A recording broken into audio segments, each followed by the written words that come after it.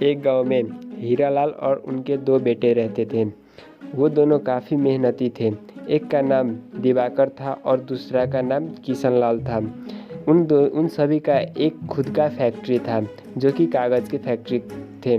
एक दिन अचानक से उस फैक्ट्री में आग लग जाती है और उसके कारण सारा सामान जल जाते हैं। ये सारा बात घर में बताने के लिए उसका पिता सभी को नीचे बुलाते हैं और कहने लगते हैं, अचानक से आज फैक्ट्री में आग लग गई और सारा सामान जल के राख हो गए।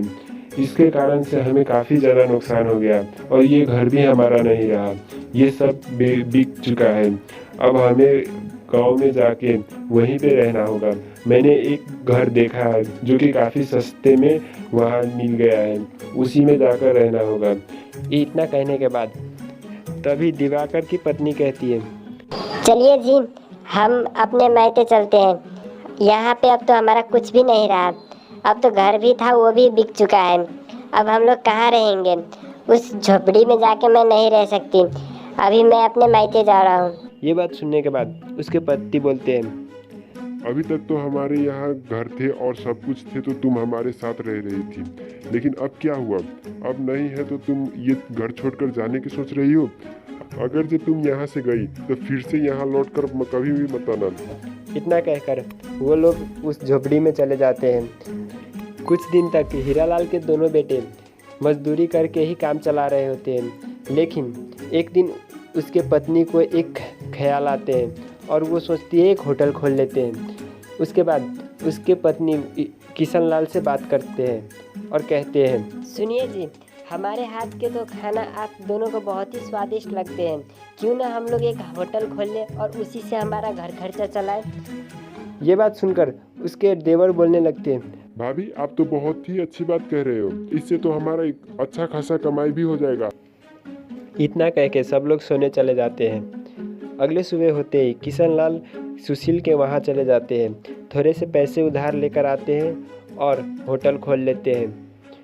उस होटल से काफ़ी आमदनी होने लगते हैं। उस आमदनी से वो फिर से अपना घर और उस साहूकार के पैसे भी चुका देते हैं। पहले की तरह वो फिर से अपने उसी शहर में जाकर रहने लगते हैं और एक वहाँ भी नया होटल खोल लेते हैं और वो कागज़ के फैक्ट्री को छोड़ देते हैं। लगभग 1 साल बाद फिर से दिवाकर की पत्नी उसके घर आती है और वहाँ पे रहने की जिद करती है, लेकिन दिवाकर बहुत ही ज़्यादा सख्त होते हैं और अपने पत्नी को कहने लगते हैं, उस दिन तो तुम मुझे छोड़ के चली गई थी, तब हमारे घर में काफ़ी ज़्यादा प्रॉब्लम थे, लेकिन आज तुम फिर से यहाँ आई हो रहने के लिए। मैं तुम्हें नहीं रखने वाला। तुम चाहे जहाँ भी चली जाओ, मैं तुम्हें नहीं रखूँगा।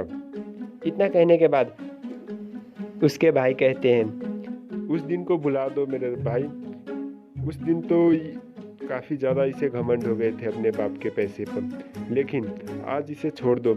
अगर जो हमें खुशी रहना है तो हमारा परिवार का सारा सदस्य हमारे साथ होना चाहिए, तभी हम लोग खुशी होंगे। इतना कहने के बाद उस दिवाकर कहने लगते हैं, ठीक है भैया, आप कह रहे हैं तो मैं इसे रहने दे रहा हूँ। अगर जो फिर से ऐसा काम किया तो मैं इसे हरगिज़ नहीं रखूँगा अपने घर में। इतना कहने के बाद वो सब लोग फिर से अपने परिवार के साथ खुश रहने लगते हैं। तो बच्चों, अगर जो हम लोगों को खुशी रहना है तो हर एक दुख और सुख में हम लोगों को साथ रहना चाहिए। बच्चों, अगर जो आपको ये वीडियो अच्छी लगी तो चैनल को सब्सक्राइब कर देना और बेल आइकन को भी दबा देना।